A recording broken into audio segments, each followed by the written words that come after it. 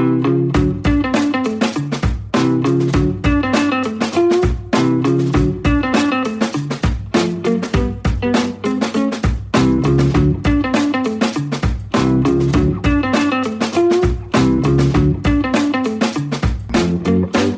are listening to Ideas Untrapped with Toby Lawson.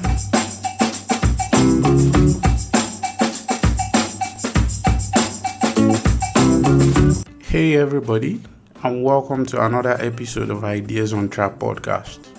On today's episode, we are going to be talking about insecurity in Nigeria.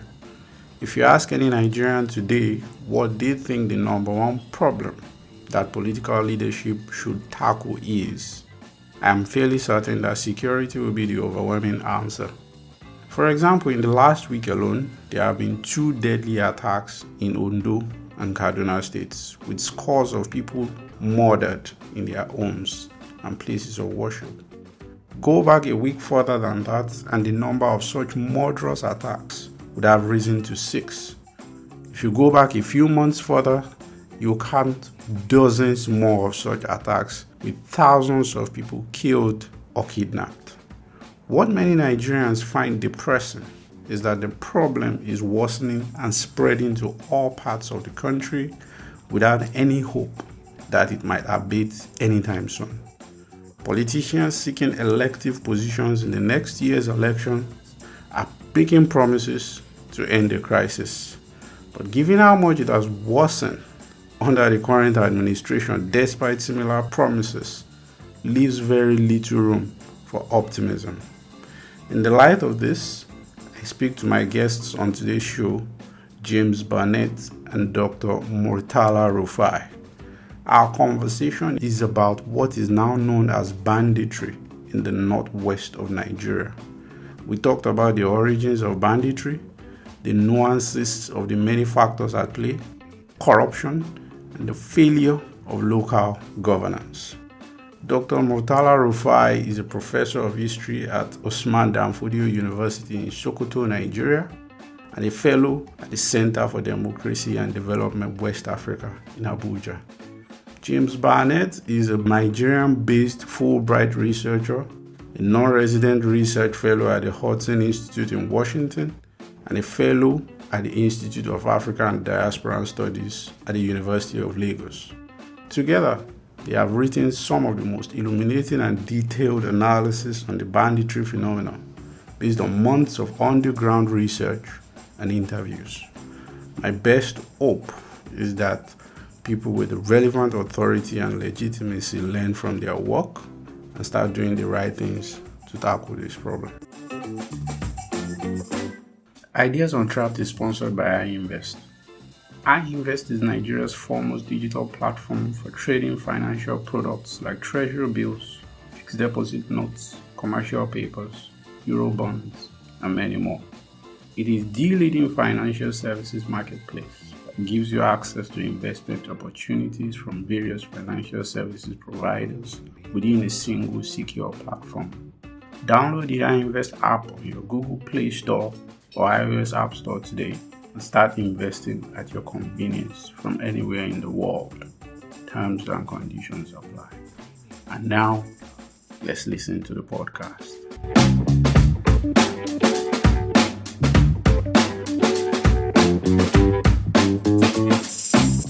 So, I'll start right at the end, which is it's not the most recent attack, but the Kaduna train attack was heavy in people's memory, mentality, and because of the status of some of the people that were involved. Yeah. And in the weeks after, there has been suggestions that the banditry issue is sort of evolving into something rather different, maybe something akin to Boko Haram or ISWAP tactics. And some have even suggested that there are some evidence that both groups are now working together. So I'd like to take it from there, because in both your paper and your article on this, you suggested that this is a problem that has the potential to evolve even more dangerously. So is this part of that evolution? And if so, what can you tell us about the background to that and where it's likely to go next? I think I'll just start quickly. In terms of kind of the relationship between the bandits and Boko Haram, the term that we talk more generally about jihadists, because really there are kind of at least three different primary factions of what was once Boko Haram in Nigeria today. There's ISWAP, there's the original Boko Haram, which we use the acronym JAS, which was led by Abu Bakr Shekau until May of last year when he was killed. And then there's also the Ansaru splinter faction of Boko Haram. So when looking at relationships between bandits and jihadists, I think, if anything, our study was maybe a bit more skeptical of some of the claims that, by 2021, by last year, there was already more speculation. You had more kind of comments from government officials, commentators, journalists saying, the bandits, they're being recruited by Boko Haram, they're working together. I think our study was in some ways a bit more skeptical of the degree of, I would say, co-optation. We kind of pushed back to some extent against this idea that the jihadists were coming in and recruiting all the bandits and that they were kind of transforming the conflict. I think our argument was that the conflict in the Northwest for now is very much still one being driven by the bandits rather than by Boko Haram or the jihadists. We do note, as you say, I think there's definitely room for kind of closer potential cooperation. I think that from what we're beginning to see of the Kaduna train attack, the evidence so far, the details I've heard so far, there are kind of concerning issues there. But I think that for now, even kind of recognizing that the Kaduna train attack is a notable attack, a very serious one, and obviously the situation is still ongoing in terms of the situation with the hostages, negotiations. So I think it's good to kind of avoid commenting too much right now, as the situation is rather uncertain. But I think my view is still that one of the impediments that's kind of historically prevented the jihadists from getting closer to the bandits is that the bandits, for the most part, they really prize their autonomy. It's very much part of their modus operandi to operate very independently. They will cooperate with, different gangs will cooperate with each other. But banditry is definitely is an activity that in some ways kind of rewards autonomy. The groups are not as rigidly structured as, say, jihadist organizations. It's an area where many people today, if they want to get rich, they can take up arms and become a bandit. And so I think because the bandits kind of value their autonomy, and also just given the fact that they've become, frankly, so powerful in recent years, they're not necessarily in such desperate need to kind of be recruited or trained or equipped or supported by jihadists. So I think my view is that there are opportunities from the perspective of jihadists to work with bandits in certain instances, to cooperate on certain operations.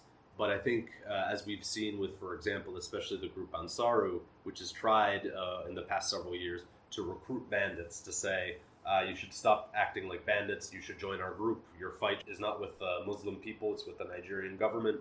They go on these preaching tours, and their efforts have really fallen flat. The bandits have not been interested in joining Ansaru, and so there have actually been many clashes, and recently, as recently as a week ago was the last one. And so, the situation in the Northwest is very volatile, many different militants, many different gangs, and sometimes they work together, sometimes they fight together. But I think for the foreseeable future, that the jihadist element in the Northwest, this Boko Haram, this Ansaru, it's a problem, it's a challenge, it makes things more complicated for sure. But I think that, in my view, the primary challenge in the Northwest is still bandits, it's not Boko Haram. I should just continue from where he stopped. You see, the fundamental problem is the bandits are not in any way a monolithic criminal formation. There are quite a number of bandit gangs and also bandit groups operating separately and individually. Now, having the unity of the bandits into a one united organization, for instance, it is indeed a very difficult exercise. Because when we talk about a bandit group or a bandit gang, we've seen cases and instances where 3, 4, 5 people, for instance, form up a gang. and they have their own independent and absolute autonomy. They could actually do and undo. They may decide to go on attack. They may decide to carry out abduction. They may decide to do whatever they feel like doing. So now, putting all these bandits together into a one single platform, it is indeed a very difficult exercise. And there are also quite a number of them that consider this jihadist group, including Boko Haram and Saru and ISWAP that he pointed out clearly, as their traditional enemies. And on several occasions, attempts by these groups to bring to the fore the members of the bandits, for instance, became so much challenging to the extent that some of the bandit groups and also bandit leaders were making it very clear to them that our problem, as we were arguing, is not with the Nigerian state. That is what we fail to understand. The problem of banditry is basically and fundamentally local. Until probably recently, that the whole conflict is now taking a more national dimension. You go to the rural areas, you interact with the bandits, they will tell you that their problem is local and solution to also their problem also remain local. Local in the sense that they more or less have problem with the Ansake, with the vigilante and other local authorities than even with their state governors. So now, my argument has always been bringing these bandits, about 120 gangs operating separately and loosely, individually, into a one single platform to probably relate with any of the jihadist group or any of the criminal group, like the case of Boko Haram, ISWAP, and Ansari, is actually going to be a very difficult exercise. But I am also not disputing the fact that there are very few number of these bandits that subscribe to the view of either Ansaru or Boko Haram. For instance, the general belief and also accusation, which is actually not confirmed, about the train attack is actually something executed and conducted under the leadership of Ali Kachalla. Ali Kachalla has been a very good friend of Dogo Gide, who were all initially bandits under the control of Buhari Daji. Now, there is that possibility of having that continuity in the relationship between Ali Kachalla, who was until probably recently a bandit, relating with Dogo Gide, who is actually his traditional friend while they were under the leadership and control of Buhari Daji. Of course, going by the pattern of the attack, in terms of the train attack, for instance, we've seen actually certain features and characteristics that differ slightly with the case of the bandit. And that is why people have the belief that, there must be actually connections with other international terrorist groups like the ISWAP. Some said the ISWAP, some are even talking about the Ansaru, and people also talking about the involvement of Boko Haram. But we've also seen historically, as far back as 2016, 2017, when some Boko Haram elements were sent to the northwest to come and actually recruit and create a certain ideology on the bandits. At the end of the day, some of these members of Boko Haram became bandits. Because of what? Because they feel there is comfort, there is joy, there is freedom, and also there is wealth in banditry compared to Boko Haram. And that has to do with nothing other than the level of independence and autonomy that is within the bandit world. I would just jump in real quickly. I think he did a very good job of explaining how the bandits prize their autonomy and that issue of the jihadists. He brought up the character Dogo Gide, who I think is worth describing very quickly. He's an interesting figure in terms of understanding, okay, who's a bandit, who's a jihadist, and maybe some of the listeners who don't follow this issues as closely, but he's someone that we profiled a bit in our article, our study for the CTC Sentinel, which is the big research report on the bandit-jihadist relations. And he's someone very interesting because he's a bandit, but he has had very close ties with jihadists for several years. There's disagreements, different sources, different people will place his first contact with jihadists at different points. But he's someone that a couple of years ago, he was mostly saying, I don't have any ties with Boko Haram. He was denying any relationship with the jihadists. But now in the past year or so, he started to act as if he is a jihadist. But even as we did when we were digging through and doing our analysis, what we found is that he is maybe even now pretending to be more of a jihadist than he really is. Because he will release these videos or he will be communicating with intermediaries, he will be trying to sound like a jihadist, but he doesn't actually even know like the proper Arabic phrases. In one instance, he refers to the leader of ISIS to suggest that he is a member of Daesh, of ISIS, but he's referring to the dead leader who's been dead for over a year. And so I think it's one of the challenges doing this research in the Northwest. It's why I think it's good to be very cautious and skeptical and try to kind of scrutinize all the data coming out. Because on the one hand, sometimes, like Dogogide a couple of years ago, he would have understated his contacts with jihadists. He would have pretended that he doesn't have any at all, whereas in fact we do know that he has been in contact with various jihadists for some time. But then he could also maybe overstate his level of influence, because there are instances in which the bandits find it advantageous to maybe assume the appearance of jihadists because they think it will make them seem more powerful, or because they think that it will give them some sort of advantage in negotiations, for example. That was the case with the Kankara abductions back in December 2020 that was conducted by Al Dawdawa in Katsina. So it's a very important question, how much are these bandits and jihadists working together? And it's one that I think requires a bit of a skeptical eye, that because sometimes things are not necessarily as they appear on the surface, and sometimes these bandits, they have complicated kind of calculus that will determine how they interact with jihadists, whether they want to give jihadists credit for an operation or something like that. So I think that the Dogogide example is a very interesting. The sense I'm getting is this is a bit hard to predict because the tactics and the motives are constantly changing. Yeah. So before I draw you guys into the issue of causality, which is going to be my next question, briefly, even where James stopped, do you think that's part of the reason why the government and the security forces have not been able to deal with this issue, because it's constantly in flux, it's unpredictable, and like he said, there is need for a patient and cautious strategy? Also, and this is a bit speculative, are there people in government, to your knowledge, who are also aware, and why is that not reflecting in the security approach? Well, you see, what is important about the approach to this particular security threat, in my opinion, is to have a detailed, deeper, and clear understanding of the issues. And even within the bandit cycle, for instance, we've seen people in the rural areas with AK-47 and AK-49, 247, that are not bandits. You can see a major problem now. When you define a bandit on the basis of weapon, for instance, you've completely missed the issue. Why? Because some of these people bearing these weapons are basically and fundamentally using it for self-defense.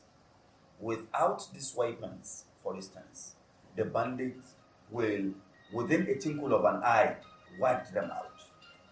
And that becomes a very serious problem, and also challenging to the Nigerian security operatives as well.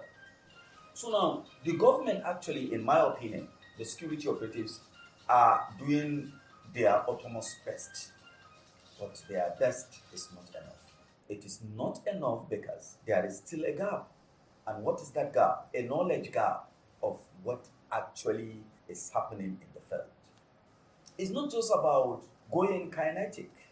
Before you go kinetic, before you take the kinetic approach, for instance, it is far more important to have an underground knowledge of what is obtainable in the rural areas. For instance, the Gide we are talking about, long time ago, has established a mutual relationship and understanding with the rural communities. And I'm telling you, the rural communities around Dansadao, around Boboduka, around Birningwari, around Madada, around Dandala will never or have never seen Dogo Gide as a problem or as a threat. But rather, what he is after is the abduction of school children, abduction of expatriates, and his major problem is with the federal government. And as long as he will keep on fighting the states, the local communities have no problem with him, they may even decide to support it. And at times, getting credible intelligence from the rural areas by these security agencies becomes a very serious problem, because the rurals will rather relate with the bandits than with the Nigerian state. You can see a major problem here. And again, because of this level of intermingling between the bandits, where areas that are dominated by the bandits, and also with Boko Haram elements, where areas dominated by the Boko Haram elements with the rural communities, it becomes a very difficult exercise for the security agencies to execute operations in those areas. And the major dilemma they are facing today, I'm talking about the agencies, the security agencies, is the issue of the collateral damage. If at all you are going to address this issue head on, then definitely the issue of the collateral damage will be 100%. Why? Because you cannot differentiate who is a bandit and who is not, who is a member of Boko Haram and who is not, who is a passive and active collaborator of these people. And these are some of the issues that actually compounded the issue more. So we cannot say that the security agencies are not doing anything in the field, but in my opinion, what they are doing is not enough. What is important is not going kinetic alone, but let us have a clear and deeper understanding of the issues. And for that to be done, a lot of underground researches need to be conducted, and a lot of sensitization and mobilization and winning the support and confidence of the rurals or the locals must be done, without which I think we are likely going to continue this war to a foreseeable future. You want to weigh in, James? Yeah, I mean, I guess I would just add, I think in addition to everything that Dr. Rufai has just said, one other challenge, as Dr. Rufai noted in previous answer to your question, that, you know, the issue with banditry, in many ways, it's very local, but it's also become much more of a national issue, and this also, in some ways, complicates the response of the state, because the state itself is not monolithic, right? If you look at, you know, who is involved in trying to address this issue of banditry, very often these issues are occurring at a very local level, within a particular district, within a particular emirate, within a particular local government area.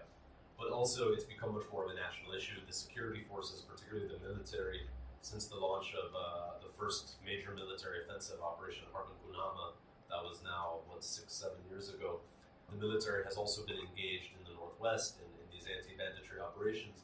And so sometimes there have been issues of kind of a lack of coordination between all the various stakeholders on the side of, you know, the government, if you will, broadly defined to include district officials, traditional rulers, local stakeholders like that, where sometimes you'll have one community is actually attempting to negotiate something like a peace deal with some of the local bandits or an amnesty with the local bandits at the same time that the military is conducting a military offensive in the area, and so this kind of erodes trust. Or likewise, there will be times where, you know, a certain area is being really badly affected by the bandits, but the military is focusing on another area because their forces are overstretched. And so I think it's one of the challenges that Nigeria faces is insofar as looking at, okay, who are the authorities or the stakeholders that are tasked with addressing this issue of banditry, and how can you increase the coordination both between the state governments, but also between the state and the federal government, between the state and the local governments, between the formal authorities and the more informal or traditional authorities, which in many regions still have a very significant kind of informal influence. So that's also been one of the challenges, and it's reflected to some extent, as he noted, in the very fractured nature of the bandits themselves. We were discussing this yesterday with some colleagues of mine here at Unilag after the presentation, one of whom is from the Niger Delta area, and we're comparing and contrasting. He was saying, why can't they do what they did in the Delta? You know, what is the difference between what's happening in the Delta and what's happening in the Northwest? And Dr. Rufai put it very well. He said, you know, in the Delta, the militants can speak with 1 or 2 or 3 voices, but this is a big challenge for the bandits, that anyone can form a gang these days. There are just so many bandits that there's no one person you can talk to who represents all the bandits and you can negotiate with. And I think added to the issue of this interagency rivalry that he's talking about, it is actually a major challenge. And when you look at the operations against banditry in the Northwest today, it has become a military affair. And if all is well, if things are moving the way they should, this is an issue that's supposed to be addressed by the police. But where are the Nigerian police force today when you're talking about banditry? Nobody talks about the police. And not even the police, for instance, we have the civil defense. These are very local problems, local security challenges that actually supposed to be addressed by these people. But as we speak today, it is actually the military that is in charge of addressing some of these issues. And look at it, the role of the military within the context of provision of internal security, for instance. Virtually, there are so many operations taking place virtually in every part of the country. Yeah. 36 states, including Abuja, for instance, you find different military operations. Look at the number of the military within the context of the increasing rate of crime and the violence, insecurity, for instance. The two could not in any way match. And that becomes a very serious problem. And by extension, the military are overstretched and overwhelmed by the level of conflict taking place in the country. And not only that, this problem of banditry, just like I said earlier, it is basically a local problem. And it is something that actually requires the activities of special forces. Do we really have the special forces within even the military, for instance, to address this issue? Because it's not just an affair of course, nobody talk about the state departments and the underground role they're supposed to play in this. So virtually, it is the military operating alone. And this same military we're talking about are gradually overwhelmed by the volume and also the gravity of the problem. They don't even know in some cases where to start from. Identifying who is their friend and who is their enemy becomes a problem. The attack on the train, Abuja Kaduna train we are talking about, is not in any way aimed at the victims, rather to send a danger signal to the Nigerian state. And they've actually succeeded in doing that. And as we speak, identifying where these people are becomes a huge problem to virtually all the security agencies. Simply because of what? Because of lack of harmony, lack of coordination, and lack of peaceful working relations amongst all the security agencies. I don't want to lean too hard on the security angle, at least for now, because primarily you guys are researchers, the policy advisors, at least for the purpose of this conversation. So let's go back a little bit, because in your work, you guys stated that the manifestation of this is multidimensional. There's elements of criminality going on, economic opportunism, inter-ethnic clashes. There's also the issue of climate change and damage to the environment and the strain that puts on the resources between farmers and herders and many other interests. But what ties these all together, right? How did this become such a national flashpoint? Because I recall maybe 2016 when these attacks started blasting on the pages of the newspaper. We don't even know the word bandit, right? Bandit made it into the national zeitgeist much later. It was always herders, Fulani herdsmen. Yeah. That's the, and at some point the presidency was claiming that they're actually foreigners, who come to attack locals and carry out criminality and all that. So help me in as many words as you can untangle the causality of this. How did this escalate? I think Dr. Rufai can give it's very multidimensional, and he's the historian and has been looking at this for a long time. And in our different reports, we've explained this. Yes, it's there's issues of land use, there's issues of ethnicity, all these different factors that go into it. I think the one that I always stress, at least coming from from my background, I worked in Washington D.C. for several years. I'm still in contact with people there. like when people talk about farmer-herder conflict in Africa, and very often in DC, the first thing that kind of, it's like people have a very reductionist view of it. That's in many ways kind of very apolitical in some ways. They think farmers and herders used to get along, and then climate change meant there was fewer land, fewer resources, and so now they're fighting each other. And climate change, it's definitely real. It's definitely a problem. It's absolutely aggravating the situation there. But I think that leaning too hard on the climate change angle, and you see sometimes governments doing this, not just Nigeria, but other governments, they'll say, the problem here is climate change. It's a way to escape responsibility, right? Because you throw up your hands and say, we didn't do this. It's not my fault. It's not my fault. I think that one of the central issues that is seen in every aspect of how this conflict escalated, from people becoming angry to the weapons flowing into the region to people not trusting their neighbors to not trusting the authorities, one of the central issues is corruption. And this is an issue everywhere in Nigeria, right? It's not just in the Northwest, but the specific ways it played out in the Northwest, I think, had a very pivotal role to play, from people not feeling that they could trust the criminal justice system or the authorities to handle disputes or legal matters related to land use, farmer-herder issues. Herdsmen felt that they were really being extorted because they were seen as kind of an easy target by authorities, whether it's police, village heads, judges, and the courts. They were seen as people that could easily be extorted. And then just everything from the fact that, the IGP announced the other day that something like 85,000 AK-47s that belong to the police are unaccounted for. Yeah. Right? And you wonder how you go out and, we've both interviewed bandits. We've seen 9-year-olds with AK-47s. How is it that happens? It's not all coming from the Nigerian military or police stockpiles, but, there are many reasons that there are so many weapons in West Africa today. But corruption is a huge challenge, both in the inability to prevent weapons from flowing into and around the country, and also the fact that very often weapons that are intended for use by the Nigerian state find their way into the hands of criminals. So I could go on that, but I think interviewing people in the Northwest, you ask them how did this start, very often they'll talk about corruption being one of the challenges. I think he has actually said it all. What is far more important is the issue of the corruption. The issue of corruption he's talking about. But again, added to that is, you see, the collapse in our family value system actually added to the crisis.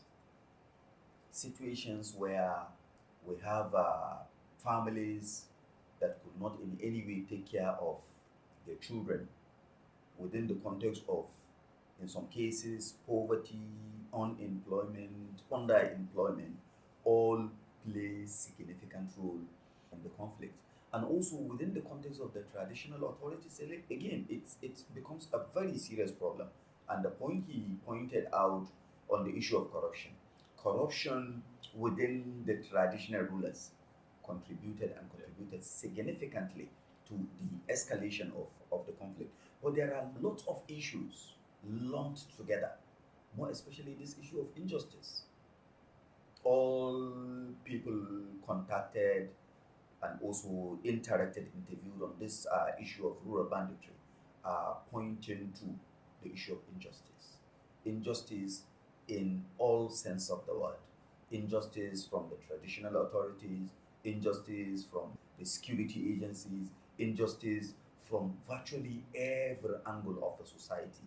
And that plays a very important role, and it served as a unifying factor that contributed and that unite virtually most of the bandits together. For instance, you see them also talking about the activities of the vigilante and the Nsake. And when you look at these operations of the vigilante and the Nsake, it's nothing other than the idea of extrajudicial killings. The level of extrajudicial killings actually taking place in the rural areas is unimaginable even before the issue of rural banditry becomes a problem. And that is why the Fulani people feel they are not actually taken care of. They are absolutely rejected and dejected by the Nigerian states, and they feel they are on their own. And the best thing to do is to fight for their freedom. And that idea of freedom fighting forming a union or a gang for the Fulani liberation movement, for instance, was the bedrock of rural banditry. So there are a lot of issues put together, and more so within the context of the Fulani. They feel, well, the presidency, for instance, Mr. President is a Fulani man, and they feel if at all they need to be taken care of, there is no regime that's supposed to take good care of them other than this particular regime, that the head is someone that is their own or one of them. And that becomes a problem, and you see them, some of them lamenting bitterly about the level of neglect by the states, here by both the federal government and also the state government. And when you look at it, absence of state presence plays also a very important role in the rural areas. Infrastructure-wise, for instance, the presence of security in the rural areas is virtually zero. I am talking about villages, I'm talking about rural areas. You go to a village with 3,000-4,000 people, you could not in any way see a single presence of the states. And that becomes a huge problem. So there is this type of high level of disconnection between the rural world and the urban world. And now it is the rural world fighting the urban world. Because of what? Because the rural world was neglected, the rural world was not taken care of, the rural world was absolutely spread from what we see in the urban centers. And that also constitutes a major problem. Talking about the issue of the climate change, talking about the farmer header issue, in my opinion, are just issues that are of secondary importance to this violent conflict. There has been farmer header conflict right from day one, right from the onset. And not only that, traditional conflict resolution mechanisms or dispute resolution mechanisms, for instance, were actually at work and also addressing the farmer header clashes. And then the question is, where are they? Taken away by so many things, taken away by the issue of injustice, by the issue of corruption, and lack of respect to traditional authorities. And today, some of these traditional authorities, village heads, district heads, and to some extent, emirs in Zamfara, in Sokoto, and in other places, are under the control of these bandits. Simply because no state presence, no security presence, and the only thing they think they would do is to listen to the bandits, dance according to the tune of these bandits, and also subscribe to the view of the bandits. Not because they want to do so, but because they were neglected by the federal and the state authorities. And that constitutes a very big problem. Unless we get some of these things right, unless we fix some of these issues, lacuna and problems associated with the rural areas, I don't think peace will actually elude in some of our urban centers and even at the national level. It's so important for me to talk about this because in trying to analyze a lot of these issues, some things become a talking point, right? And even though government censorious stance sometimes kick in to quell some of these things, but they do happen whether it's on social media or on internet videos. That's why I'm trying to tease out the issue of causality, because some people will tell you without any iota of doubt that there is a Fulanization agenda going on, and that is the underlying driver of this. Some will say there is a systematic massacre of Christians going on in that region that has drawn the attention of the Trump administration on religious persecution and so many other issues. So it's very important for the purpose of the audience. And you know, Nigeria is a diverse, multi-ethnic society. It's easy for certain talking points to get away and, becomes something else. So now, I get you correctly. Even the issue of causality is not just one thing. But I'm saying it, maybe you guys are not. There's a huge level of state failure going on, right? Now, my question then is, elections, politicians are campaigning again. As a matter of fact, one thing I learned from this conversation is that nobody is even talking about the issue of restructuring or decentralization of power in the context of this conflict, right? We are all talking about VAT or how to administer Lagos or Port Harcourt or Kaduna. So nobody is even talking about how empowering local governance, local institutions can actually bring peace, you know. But today, insecurity, if you ask anybody, insecurity is the number one national issue. Yeah. You know, all politicians are saying that if you elect me, I'm going to solve this. Yeah.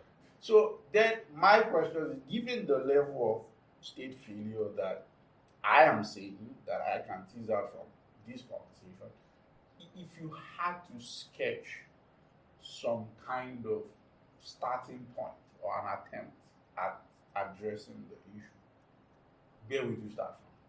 Excuse me, please. I think you've raised very critical issues that requires deeper and a clearer explanation. Please. The first issue is the Fulanization of maybe Nigeria or northern Nigeria or whatever. I think if at all there is an ethnic group that is understudied and that is still less clear in terms of the nature, the operations, and the relationship, I think is the Fulani. There is a high level of internal division, internal rivalry, and internal conflicts among the Fulani. They are not in any way a one united ethnic group as we see in the case of the Hausa, in the case of the Nupi, and to some extent in the case of the Yoruba and the case of the Igbo. These are people that are so much attached to their traditional and the local way of life. Even if you are born and brought up a Fulani, if you don't have respect and value for the Fulani culture, they don't consider you as part of them. And that is why 90%, let me not exaggerate, 60 or 70% of the victims of rural violence, rural insecurity, rural banditry are Fulani. And 90% of the victims are not just Fulani, are also Muslims. You get the point? And you interact with some of these bandits. You talk about, okay, this person you killed, this person you rustled cattle, this person you intimidate, this village you actually raided, for instance. It is a Fulani-dominated village. They will tell you that that particular person, that particular village, that particular community you are talking about, we don't consider them as members of the Fulani. They are not in any way respected within the Fulani cycle. They have their own code of conduct that serves as their guiding principles, that serve as what? As their constitution. Whoever stay away from that code of conduct, for instance, they have no value, no respect for him. And there is also a striking difference between an urban and a rural Fulani. For instance, the town Fulani is different from the village Fulani Fulani is different from the nomadic Fulani Fulani is different from the stationed Fulani. All these nuances are not really clear. Now, if you decide to create a whole northern Nigeria to be under the control of the Fulani, I am sure there will be a lot of crisis and a lot of conflict. Internal dynamics and internal differences will not even allow that to happen. Now, in spite of all this, if you have the knowledge and understanding of this, you go by the code of conduct. If you also don't speak the fulfilled language, they have no respect and no value for you. These are things that people don't understand. Talking about now a Fulani agenda, trying to create, no. And when it comes to the issue of suppression, exploitation, high level of injustice, I think the level of injustice committed against the Fulani in Nigeria could not be compared with injustice committed against any other ethnic group in Nigeria. These are people that I don't want to use the word docile, but are people that doesn't voice out. They are people that actually have this idea of not forgiving and also not forgetting. You commit a crime, you cheat a Fulani man, for instance, today, if he sees you after 10, 20 years, he will remember. And he will also wait for a chance and a better opportunity to retaliate. So now we are simply paying the price of social injustice, exploitation, extortion that we've committed against these people over time. And it is manifested. And that is why when they decided to form a union in 2011, you find large number of Fulani people with long historical and deep-rooted grievances populating the gang. Virtually the first generation of the bandits, for instance, have that feelings. And you see, if I am given the opportunity today to address the problem of rural banditry as the president of this country, I think the easiest way to address the issue is local government autonomy. No more, no less. If you give local government autonomy today, you have no problem with the rural areas. Rural communities will actually hold their local government chairman accountable, their councillors accountable. And when there was local government autonomy in the past, for instance, we've seen the level of infrastructural development taking place in the rural areas. Because every area, every ward, every community has a representative in the local governance. And for instance, you cannot be relating with the local authorities, with the local government chairman, without complaining. And we've seen the level of projects executed by this local government chairman in the rural areas. And some of these projects we're talking about are still there in the rural areas. But the major bottleneck is governance will certainly not allow that to happen, unless and until they are overpowered, or else they will not allow local government autonomy. They will not, because they are the one controlling the resources. All local government resources goes to the state governors. And when you go to the local government areas, to the rural areas, you find virtually nothing. So now, if you have this idea of local governance, they are given their autonomy, they get their subvention directly from federal, monthly, for instance. You don't even need to hold this local government chairman accountable over what is happening in the rural areas. The local communities will be the one putting pressure on them to work. And you set in also the idea of high level of competition among the local government chairman. Everyone will be competing. And whenever and wherever there is a rural or a local violence, rural conflict coming up, you hold the local government chairman accountable. So I think, in my opinion, the answer to some of these problems revolves around local government autonomy. I think, and I would agree with everything he said there, and I think, unfortunately, not to be too pessimistic, but that's one reason I don't see this situation dramatically improving anytime soon, because all of these issues, I'm not an expert in Nigerian governance, but looking at like the security sector, for example, which is an area maybe I'm a bit more familiar with. We got a question when we gave our presentation at the University of Lagos yesterday, and one of the questions I got was about state police. People are always talking about state police. And as I was telling the person who asked the question after the presentation, I was like, look, I don't have a strong opinion one way or the other about state police or versus federal police. All I can say is that there's not going to be some law that just creates state police tomorrow. Like, that's not going to happen, because it all ties into larger questions of the federal structure. You can't just have, a reform of the police into the state police level in a vacuum. Everything is about this larger question of the structure of the federal government, which also gets into this question of oil rents and how the government funds itself. And so you're not going to be able to pick at these little issues so much and say, okay, we'll do a bit, we'll restructure the police to do state police, we'll give more local government autonomy, because all of it ties into this bigger question about the structure of the Nigerian state. And I don't have like a vision for, here's how you should reconstruct Nigeria to improve all these issues. But it's simply an observation that many of these reforms or these kind of challenges that people have identified that I think are already very much in the public consciousness about, people are demanding local government autonomy, state police, all that stuff. There's a reason it hasn't happened yet. And it's because there are significant structural political impediments to that happening. And so I think that if the problem really is that, it's the structure of the federal police force, that's one of the major challenges, then that's not something that's going to be solved overnight. One thing that came to my mind now is the issue of power generation. The National Assembly just passed a law that would actually require the ratification of 2/3 of the states. Good Lord, that happened. Yeah. That then allows state governments to generate their own power. Yeah. So we've all been locked into this dysfunctional federal structure. So, like you, James, I'm not super optimistic.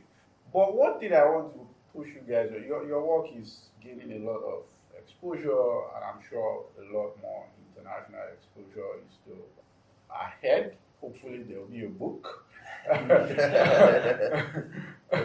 So now one thing that regularly comes up is there was a time the president even wrote an op-ed on the Financial Times asking for international aid on security, securing weapons, lifting some of the restrictions and all that. My point is, how should the international community engage on this banditry issue? Because we just talked about how the security forces sometimes are not the appropriate force level contact for some of these problems. There's been issues of extrajudicial killings even by the security forces. There's the issue of excessive force, even in bombings, air raids, collateral damage and all that. And the same government that controls the security forces then goes to the international community, whether it's the EU or China or the United States, for aid and assistance in tackling security. But given the complexity of this issue, how should the international community engage on this? It's really tough. The international community, I think when we say that, what you really mean is like Western governments, right? Yes, and then, absolutely. China is not either, maybe, depending on what the context is. The Western Alliance. Yeah, exactly, basically. the Western Alliance. Yeah. I think these conflicts are so complex, deep-rooted in these kind of systemic issues in Nigeria.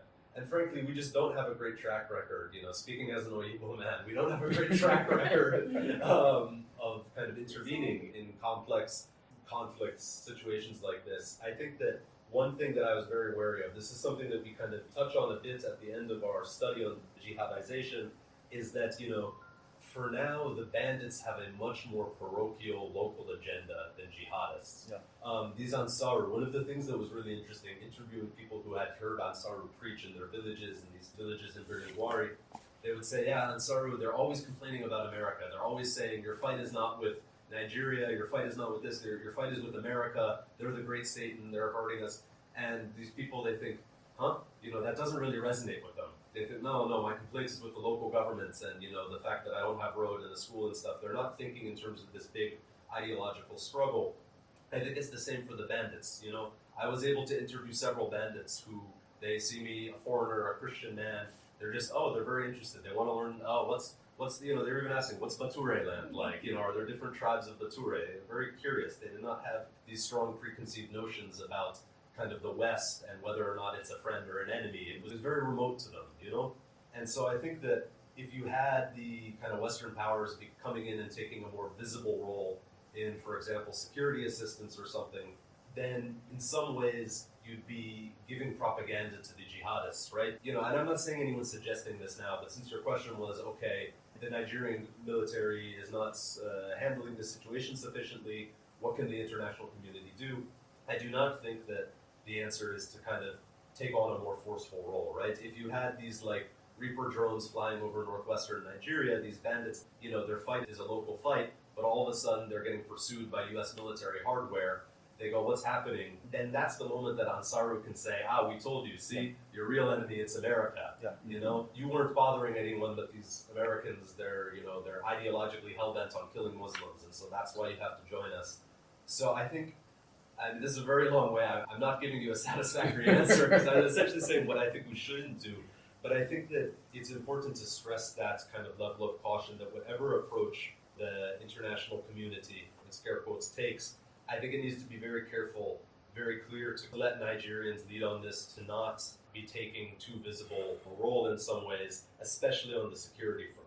And I think that's a challenge, right? Because as you know, it's a dilemma in some ways because the Nigerian security forces have not shown the capacity to handle this. But I think that very often, the medicine can be worse than the disease. And so I think that's kind of my word of caution. But I'll let Dr. Rufai. I get that, and I'll get the doctor in a minute. So my question is actually a lot more subtle than that. Of course, everything you say is true. If you have drones flying over the northwest, this will certainly make it worse. But what I'm asking is, there is some engagement going on. Either it is funding or it is selling military hardware to the Nigerian government that probably makes this worse. Maybe not directly from the Western Alliance. So what I'm saying is, how should the engagement change if it's going to be a bit more progressive? Even if it is to fund, more local researchers to better understand the problem, right? To say the obvious, at least for me in this particular case, it took an Oyibo man, like you said, to be aware of his work. It's true. It's one of the jobs. And which is not supposed to be so. Right? So I'll go back to that. How exactly should engagement be, even at diplomatic level, not just force? How do we better make the incentive and issues clear? So, Doctor, you can weigh in. You see, in my own opinion, rather than going too much international, looking at the Western world, I think to address this issue properly and adequately, the Nigerian government has a better, clearer and deeper understanding of Northwest problem, unfortunately, than even the Nigerian states. Because when this conflict actually started, it was more or less a cross-border issue between Nigeria and Nigeria. And what the Nigerian government fantastically did during that period is to profile all the bandits along the border, both on the Nigerian sides and also on the Nigerian sides. Not just an ordinary profiling, but rather to have the names, the locations, and also the family background of each and every potential bandits. And of course, they succeeded in drawing a map of their locations and also their relationship. And when that was also going on, for instance, every local head, either a village head or a district head or an emir in Niger, for instance, in that particular part of the world, they have the names of these people. And these people, or these bandits, for instance, were declared wanted. And we've seen, of course, going by my interviews and also field work in some part of Niger, where whenever a bandit comes in, they alert the authority. And that was how they succeeded in picking larger number of them that are in Niger. On the Nigerian side, when the Northwestern governors, for instance, feels there is need for collaboration with their counterparts in Niger, of course, they had series of meetings with the governors of Northwest, Kano, Katsina, Sokoto, Zamfara, and the rest. But their unfortunate conclusion is that we are not serious people. These governors are not in any way committed to ending banditry anytime soon. Because there were, of course, some series of joint operations, but at the end of the day, the Nigerian side that were committed and also ready to end the problem were rather given out to the bandits, to the extent that they lost some of their officers and men in the course of fighting banditry. And they felt that is basically coming from the neglect of the Nigerian or the Northwestern authorities. And on that basis, they cease to assist, they cease to discuss issues related to insecurity in the northwestern Nigeria. And not only that, if today the Nigerian government decide to strengthen its border security, the movement of small arms and the light weapons into the northwest, into Nigeria, will certainly reduce drastically. But since they feel we're not serious people, we're not committed to end the problem or the security challenges, for instance, they let it go and they loosely operate along the border. And we've seen cases and instances where people were saying that, okay, there are cases of people moving into the country with arms and ammunition across the border, but Nigerian border officials, for instance, will decide to even close their eyes and feel nothing is happening. And some of these arms and ammunition, as long as they are not going to be used in Niger, they let it move into the northern part. So instead of looking for assistance, financial, funded, selling of military hardware from the Western world, the problem still remains local. I said it's local because you cannot differentiate the people living in Daura, the president's hometown, for instance, and the people living in Kwangalam, which is in Niger Republic. It is a stone throw. They are the same father, people from the same father, the same mother. They are people of the same family. And now, there could be other forms of engagement at the local level without necessarily engaging or even involving the state government, not to talk of the federal government. So if you strengthen this old relationship between these border communities, it is enough, for instance, for you to address the issue.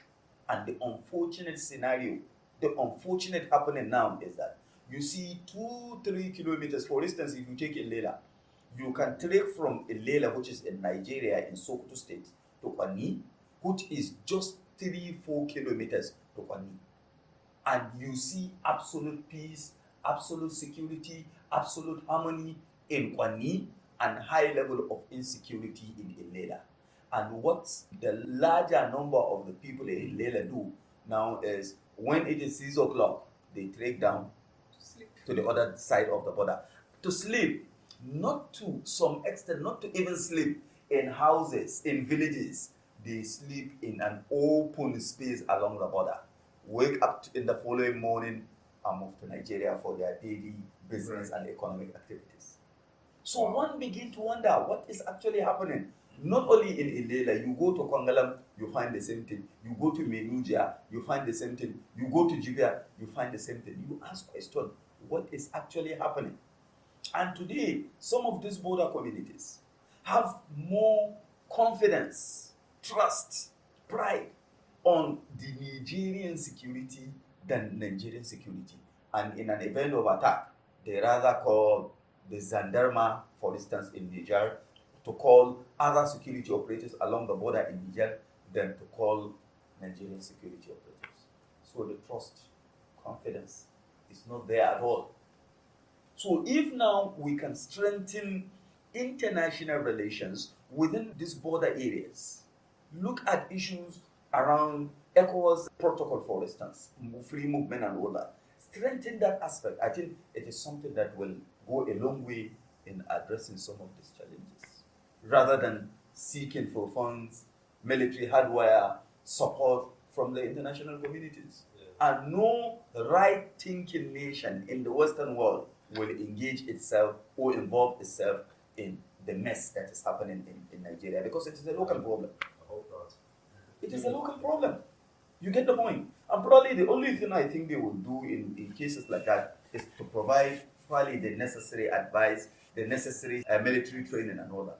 If not, nobody will just come directly and get himself into that. And not only that, the major people having a very serious threat on this are basically the Chinese. As we speak, there are a large number of Chinese nationalities that were abducted by these bandits. Though some people say bandit, and I said no, not bandit, rather Boko Haram, Ansaru, and the rest of them. Because they are people that relate directly with the rural communities. And because of that relationship, they are vulnerable to abduction.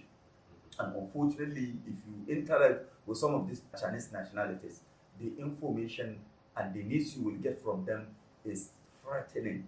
It's threatening because we've seen instances and situations where the security guards that's supposed to provide security to these people were the same people collaborating, serving as informant, serving as spy agents to some of these bandits and also to some of these Boko Haram members, meaning they facilitate the abduction of these nationalities, and at the end of the day, they get their own share of the loot. So there are lots of ugly stories taking place in the country. At times, it's even better you don't know than you know, because you know you won't even say, because the situation is completely hopeless. I think that last point, or the penultimate point about the strengthening cooperation with Nigeria and Niger, I think that's a great comment in part because also it's not something that the international community, that Western powers need to do. The mechanisms for that exist, right? Yeah. You have ECOWAS, you already have all these bilateral forums and stuff between them.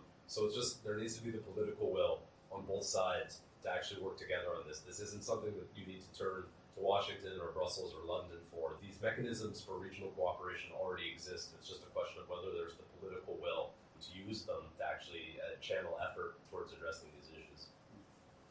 So, your jobs must be hard because sometimes the numbers that you deal with and analyze are actual human lives. And I know we've been analytical and impersonal so far. These are serious issues with real lives at stake. People are dying, thousands every month now in Nigeria. So, on that somber note, I think we can close the podcast with this last light-hearted question. What's the one idea? It's a bit of a tradition on the show. What's the one idea that inspires you, that you would like to see spread, that you'd like to see people everywhere believe, adopt, or just be fascinated by? And it could be anything. So what keeps you guys going? What keeps you guys slogging through this? Caffeine keeps me going. It's tough.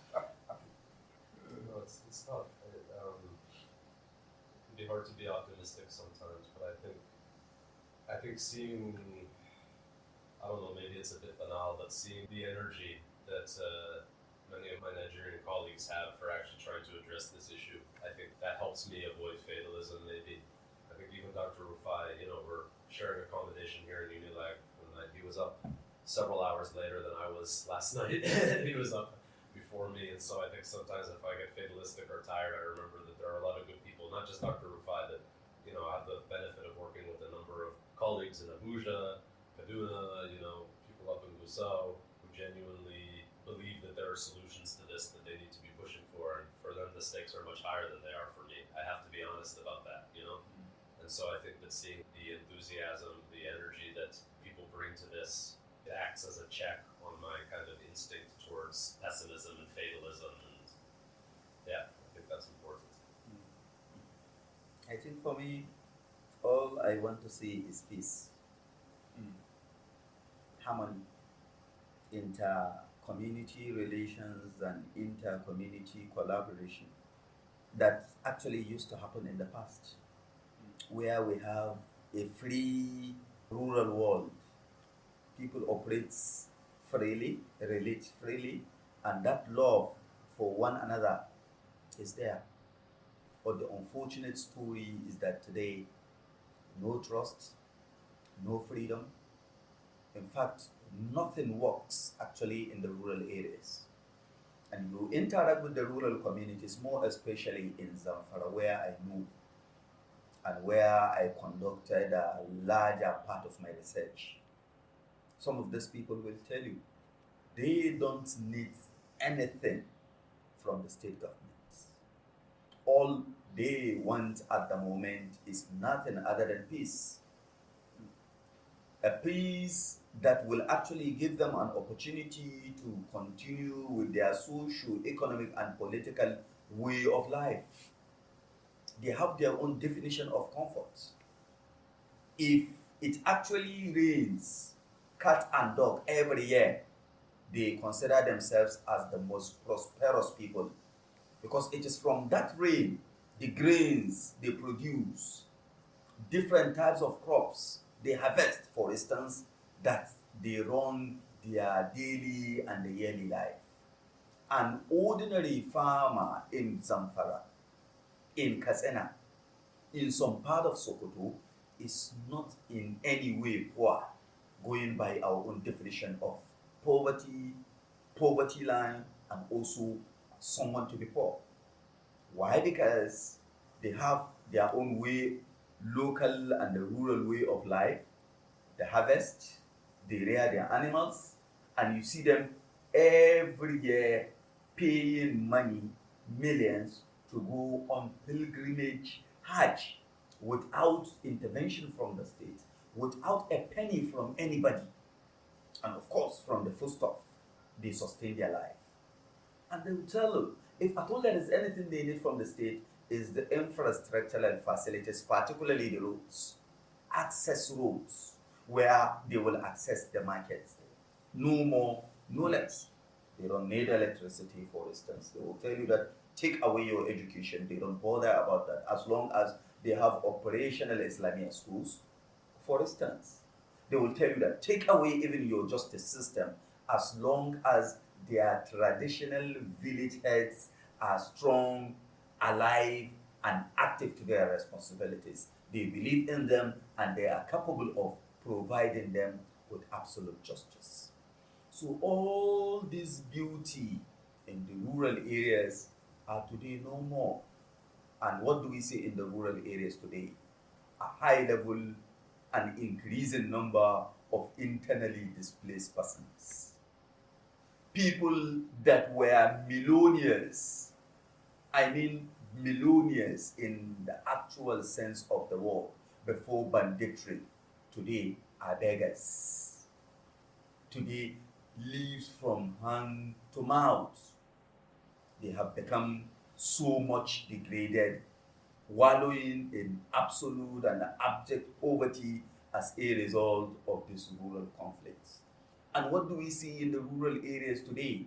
We see a large army of internally displaced persons, as I said, child prostitution, and we've seen marriage and the respected women that lost their beloved ones, their husbands, their relatives, their breadwinners, turning into prostitutes just for them to survive.